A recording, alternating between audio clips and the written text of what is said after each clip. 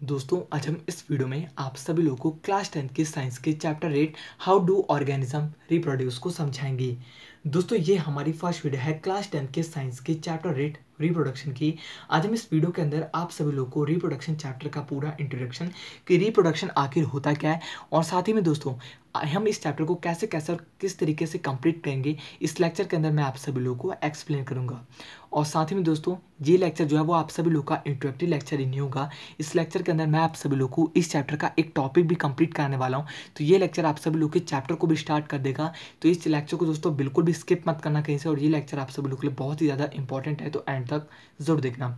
तो चलिए तो शुरू करते हैं और जान लेते हैं हाउ डू ऑर्गेनिज्म रिप्रोड्यूस। दोस्तों जैसा कि आप सभी लोग को पता है कि ये जो लेक्चर है वो आप सभी लोग का इंट्रोडक्टरी लेक्चर भी है, तो मैं आप सभी लोग को सबसे पहले इस चैप्टर का शॉर्ट में इंट्रोडक्शन देना चाहता हूँ।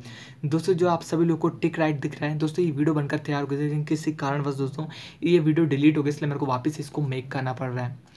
तो दोस्तों सबसे पहले मैं आप सभी लोग को पिछले चैप्टरों में ले चलूंगा। कौन से चैप्टर में दोस्तों? चैप्टर नंबर 6 में।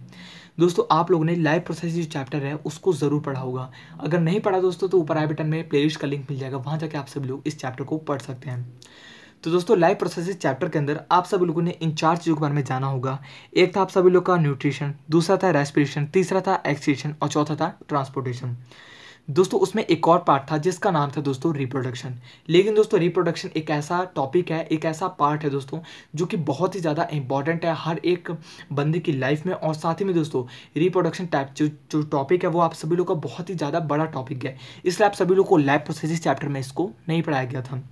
इसलिए इसका जो रिप्रोडक्शन टॉपिक है इसका एक खुद का एक इंडिविजुअल चैप्टर बना है आप सभी लोग के क्लास 10 के अंदर। बेसिकली इसके बारे में दोस्तों क्लास 8 के अंदर आप सभी लोग को बता दिया होगा, लेकिन फिर भी दोस्तों आप सभी लोग को इस चैप्टर के अंदर दोस्तों थोड़ा सा ब्रीफ में, थोड़ा सा वास्ट में इस चैप्टर को आप लोग को एक्सप्लेन करा गया है। दोस्तों life processes are the series of action that are essential for survival. इसमें बताया गया दोस्तों कि लाइफ प्रोसेसेस एक ऐसी सीरीज ऑफ एक्शन होती है जो कि बहुत ही ज़्यादा एसेंशियल का मतलब दोस्तों होता है इंपॉर्टेंट, बहुत ही ज़्यादा इंपॉर्टेंट आप सभी लोगों की सर्वाइव करने के लिए, मतलब जीवन जीने के लिए। दोस्तों बंदे जो है यहाँ मैं एक बात और यहाँ पे बताना चाहता हूँ दोस्तों, रिप्रोडक्शन जो चैप्टर है वो आप सभी लोग की लाइफ में बहुत ही ज़्यादा इंपॉर्टेंट रोल प्ले करेगा। तो दोस्तों इस चैप्टर को दोस्तों प्लीज़ आप सभी लोग हल्के में बिल्कुल मत लेना।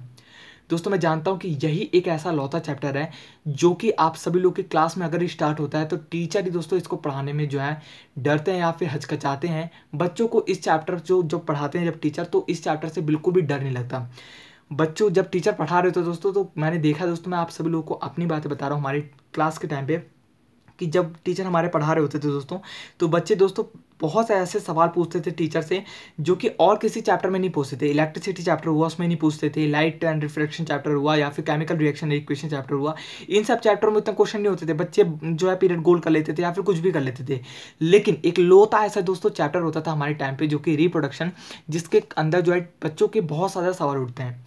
बेसिकली दोस्तों इस चीज़ की नॉलेज दोस्तों बच्चों को हो जाती है, और किसी भी जीव प्राणी जो भी है दोस्तों इसकी नॉलेज हो जाती है। लेकिन फिर भी दोस्तों आप सभी लोग के लिए ये इंपॉर्टेंट जानना है, क्योंकि दोस्तों हमें पता तो है दोस्तों कि रिप्रोडक्शन आखिर होता क्या है, लेकिन फिर भी हम इस चैप्टर को इसको अच्छे से रीड करेंगे और इसके अंदर जो डीप का प्रोसेस है उसको भी हम लोग यहाँ पे इस वीडियो के अंदर जानेंगे। तो दोस्तों इंट्रोडक्शन इसका कंप्लीट होता है, हम लोग इसकी डेफिनेशन पे डायरेक्ट आते हैं। तो दोस्तों जैसा कि आप सभी लोग को यहाँ पे दिख रहा है कि रिप्रोडक्शन, आप सभी लोग को हम सबसे पहले इसकी डेफिनेशन रीड करेंगे, उसके बाद मैं आप सभी लोग को इसका मतलब बताऊंगा। दोस्तों अगर आपको कुछ यहाँ पे बुरा लगा तो उसके लिए माफ़ कर देना, ये सिर्फ और सिर्फ मैं अपनी बात बताता कि मेरे साथ ऐसा हुआ। अगर आपके साथ नहीं होता तो दोस्तों बहुत ही ज़्यादा बेस्ट है, इस चैप्टर को अच्छे से आप लोग रीड करें, क्योंकि चैप्टर होता है आप सभी लोग के लिए इंपॉर्टेंट होता है। Our reproduction of a new organism from existing organism is known as reproduction। दोस्तों ये बताया गया है दोस्तों कि पुराने ऑर्गेनिज्म से जब कोई नया ऑर्गेनिज्म रिप्रोड्यूस होता है उसे हम कहते हैं रिप्रोडक्शन। ये आप सभी लोग को पता है। और इसकी दूसरी डेफिनेशन भी है दोस्तों, दूसरी डेफिनेशन ये है दोस्तों कि reproduction of new organism from existing organism is known as reproduction. तो दोस्तों production of a new organism, production मतलब आप सभी लोग को बताया कि नए ऑर्गेनिज्म प्रोड्यूस होना। आप सभी लोग को जो नया ऑर्गेनिज्म प्रोड्यूस होना किसी पुराने ऑर्गेनिज्म से, उसे हम लोग कहते हैं यहाँ पे रिप्रोडक्शन। तो आप सभी लोग इसको भी लिख सकते हैं, चाहे तो आप सभी लोग इसको भी लिख सकते हैं। ठीक है दोस्तों, तो चलते दोस्तों नेक्स्ट पेज पे। अब दोस्तों यहाँ पे आप सभी लोग को थोड़ा ब्लैक में लिखा हुआ है, लेकिन मैं आप सभी लोग को बताते चलूंगा कि यहाँ पे दोस्तों क्या लिखा है, क्योंकि स्केच जब प्रयोग करते हैं दोस्तों ना तो उसके पीछे जो है छपा हुआ आ जाता है। तो यहाँ पे दोस्तों लिखा हुआ है why reproduction is important. Reproduction क्यों इंपॉर्टेंट है, रिप्रोडक्शन का काम क्यों है, क्यों हम रिप्रोडक्शन करते हैं, और रिप्रोडक्शन हमारी लाइफ का सबसे इंपॉर्टेंट पार्ट क्यों है। सबसे पहले reproduction is very important for maintaining existence of species in the ecosystem. दोस्तों रिप्रोडक्शन का सबसे इंपॉर्टेंट मतलब दोस्तों यही है कि रिप्रोडक्शन दोस्तों एक इंपॉर्टेंट रोल प्ले करता है आप सभी लोग की लाइफ में। क्योंकि दोस्तों अगर हम रिप्रोडक्शन करना बंद कर दें तो हमारी जो स्पीसीज है, जो हमारी प्रजाति है, वो विलुप्त हो जाएगी। जैसे कि आप सभी लोगों को पता है कि बहुत सी ऐसी प्रजातियां हैं जो कि आज के समय में विलुप्त हो चुकी, लेकिन पहले ज़माने में पाई जाती थी। तो वो क्यों पाई जाती थी दोस्तों, इसी कारण, क्योंकि रिप्रोडक्शन नहीं हो पाए। तो यही बताया गया कि अगर आप लोग रिप्रोडक्शन नहीं करोगे, रिप्रोडक्शन का इंपॉर्टेंस यही है दोस्तों कि रिप्रोडक्शन आप सभी लोग की स्पीसीज को मेंटेन करके बनाए रखता है, जो कि इकोसिस्टम में बहुत ही ज़्यादा इंपॉर्टेंट है। अब दोस्तों हम यहाँ पे एक टॉपिक को यहाँ पे क्लियर करने वाले हैं, जो कि आप सभी लोगों का डीएनए। डीएनए का मतलब दोस्तों डिओक्सराइबोन्यूक्लिक एसिड। 1 नंबर का क्वेश्चन जरूर आता है, पेपर के अंदर जरूर छप के आएगा 1 मार्क्स में, ठीक है दोस्तों। तो डीएनए आखिर होता क्या है और डीएनए का रिप्रोडक्शन से क्या रिलेशन है। If a body design are similar then blueprint for this design should be similar. दोस्तों यहाँ पे बताया गया कि जो आप सभी लोग का डीएनए है वो एक तरह से आप लोग का ब्लूप्रिंट की तरह काम करता है। अब ये ब्लूप्रिंट क्या होता है मैं आप सभी लोग को सबसे पहले इजी वे में यहाँ पे जो लिखा हुआ है मैंने उससे समझाता हूँ। नोट, ब्लूप्रिंट का मतलब जैसे बिल्डिंग बनाने से पहले बिल्डिंग का लेआउट बनाते हैं, वैसे डीएनए में बॉडी डिजाइन का ब्लूप्रिंट होता है। इसका मतलब दोस्तों जैसे कि आप सभी लोगों को पता है कि कोई भी बिल्डिंग बनने वाली होती है, कोई भी स्ट्रक्चर खड़ा होने वाला होता है, कोई भी पुल बनने वाला होता है, तो उसके पहले सबसे पहले जो है उसका लेआउट बनता है। मतलब कि एक पेपर के अंदर उसको बनाया जाता है, आप सभी लोगों को पता है उसका एक ब्लूप्रिंट जरूर तैयार किया जाता है, लेआउट जरूर तैयार किया जाता है। वैसे दोस्तों जो आपका डीएनए है जो कि आपके सेल के अंदर मौजूद होता है, वो भी आप सभी लोगों का ब्लूप्रिंट लेके मतलब जो है ब्लूप्रिंट उसके अंदर आपकी जो डिज़ाइन है उसका पाया जाता है। जिसके कारण आप सभी लोगों को पता है कि अगर एक ही स्पीशीज से जब रिप्रोडक्शन हो, जैसे कि ह्यूमन बीइंग के अंदर रिप्रोडक्शन हो रहा है, तो वो दोस्तों एक ही डिज़ाइन के बंदे को यहाँ पे रिप्रोड्यूस करेगा। जैसे कि आप सभी लोगों को पता है कि उसकी भी 2 आंखें होंगी, 2 कान होंगे और 2 हाथ होंगे, 2 पैर होंगे। जैसे कि ऑल ह्यूमन बीइंग के होते हैं वैसे ही उसके भी होंगे। क्यों? क्योंकि जो ऑल ओवर जो ह्यूमन बीइंग है उनके अंदर जो डीएनए पाया जा रहा है उसका डिज़ाइन जो है वो एकदम सेम है, ब्लूप्रिंट उनका सेम है। हाँ मानता हूँ दोस्तों किसी के अंदर जो है अलग अलग मतलब वो अलग अलग होंगे, वो अलग बात है, लेकिन दोस्तों जो मेन चीज़ होती है डिज़ाइन की वो एकदम सेम रहेगा। ये तो है नहीं कि किसी की भगवान 6 आंखें लेके भेजते हैं, किसी की 5 नहीं, सबकी 2 आंखें होती हैं ह्यूमन बीइंग के अंदर, सभी की 2 आंखें होती हैं। तो इस चीज़ का मतलब है कि जो डीएनए होता है आप सभी लोग का वो एक तरह से ब्लूप्रिंट होता है। The DNA in the cell nucleus in the information sources of this body design. दोस्तों जो डीएनए होता है वो आप सभी लोगों की सेल के न्यूक्लियस के अंदर होता है, जो कि इन्फॉर्मेशन होता है आप सभी लोग की बॉडी डिजाइन की। इन्फॉर्मेशन सोर्स है आप सभी लोग की बॉडी डिजाइन की। जैसे कि मैंने आप सभी लोग को बताया बॉडी के हर सेल में होता है आप सभी लोग का डीएनए, ठीक है दोस्तों।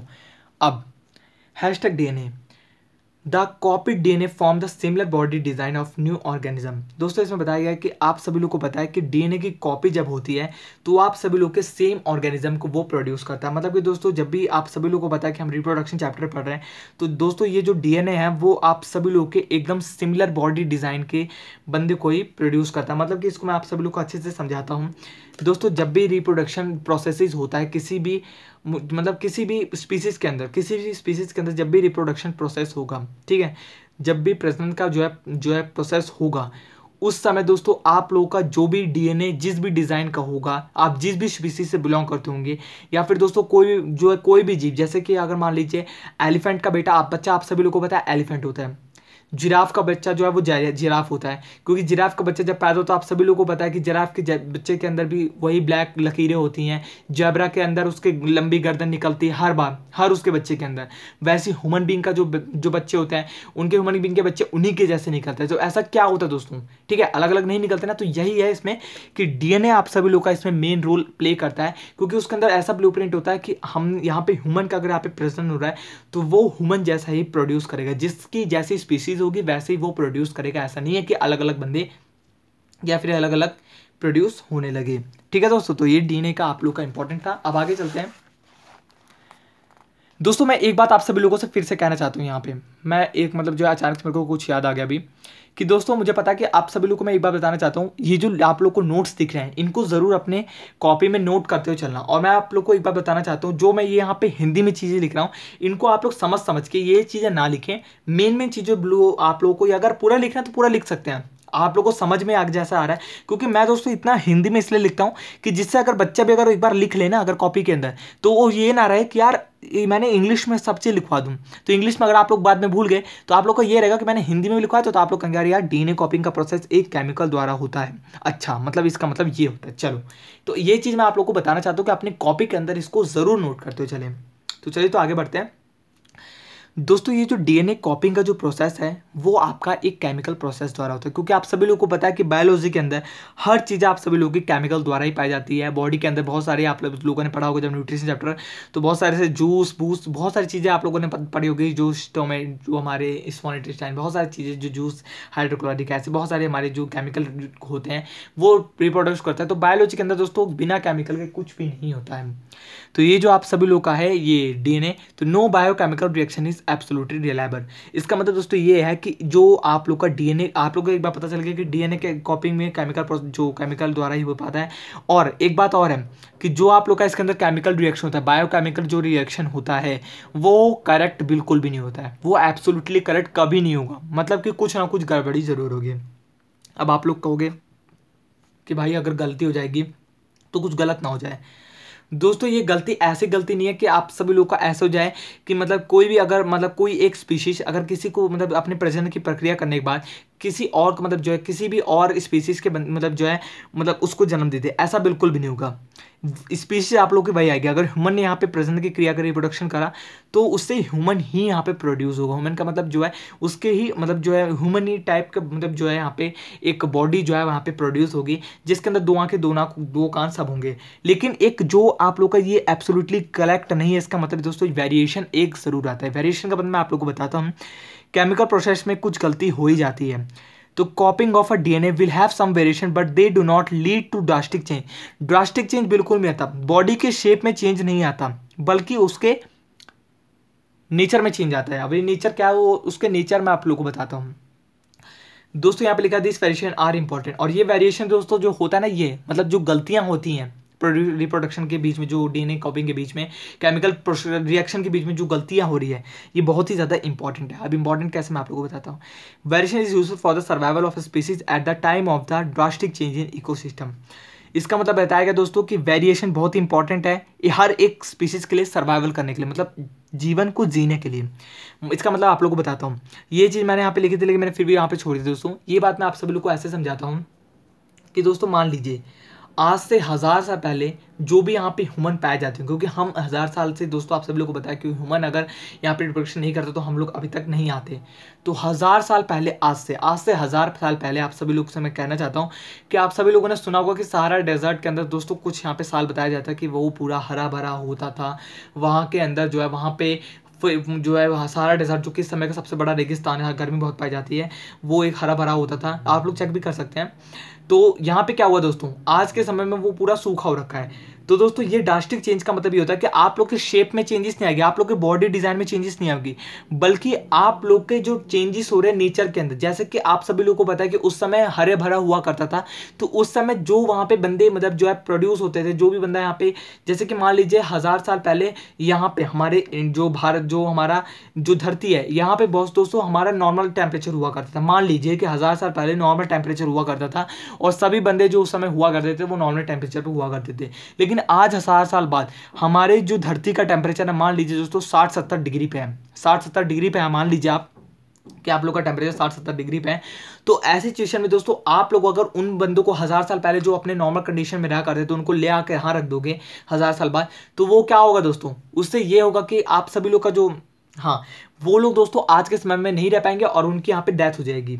लेकिन अब जो यहाँ पे 1000 साल बाद जो बंदे रह रहे हैं वो कैसे रह पा रहे इतनी 60-70 की डिग्री में, ये होता है दोस्तों आप सभी लोग की जो क्लाइमेट चेंज, जैसे कि आप सभी लोग का कोई भी अगर क्लाइमेट चेंज हो रहा है, उस क्लाइमेट चेंज के बिहाफ पे आप सभी लोगों की जो बॉडी में चेंजेस होते हैं, जो कि आप लोग को उस कंडीशन में रहने की क्षमता प्रोवाइड करते हैं।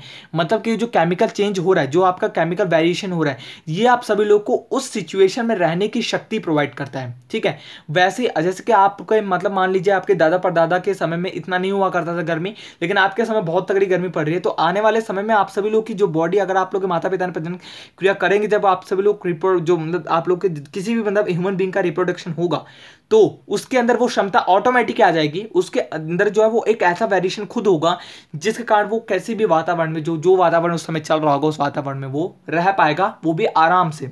तो यही बात दोस्तों इसमें बताई गई कि वेरिएशन इंपॉर्टेंट है, क्योंकि वेरिएशन आप लोग की बॉडी डिजाइन में चेंज नहीं होता है, वेरिएशन होता है दोस्तों कि आप लोगों को क्लाइमेट जैसा उस समय का होगा उस क्लाइमेट के हिसाब से आप सभी लोग को रहने की क्षमता, रहने की शक्ति प्रोवाइड करना। तो इसके आगे कुछ है नहीं दोस्तों। तो यहाँ पे आप सभी लोगों का जो फर्स्ट लेक्चर था वो कंप्लीट होता है। तो इस लेक्चर को दोस्तों फिर से एक बार देख लेना अगर आप लोग को नहीं समझ में आया, और इस लेक्चर में जो जो आप लोग को बताया गया उसको लिख लेना जरूर अपनी कॉपी के अंदर। और अगले वीडियो में हम सेक्सुअल रिप्रोडक्शन के बारे में जानेंगे। सेक्सुअल रिप्रोडक्शन क्या होता है वो भी बहुत ईजी प्रोसेस है, कुछ भी नहीं दोस्तों, उसके अंदर सिंगल पेरेंट होते हैं। तो इसी के साथ अगर आपको वीडियो चली उसको लाइक करें, शेयर करें अपने दोस्तों के साथ और सब्सक्राइब करें चैनल को। इसी के साथ नमस्कार, वंदे मातरम, जय हिंद, जय भारत और जय श्री राम। सब्सक्राइब जरूर कर लीजिएगा दोस्तों। दी कट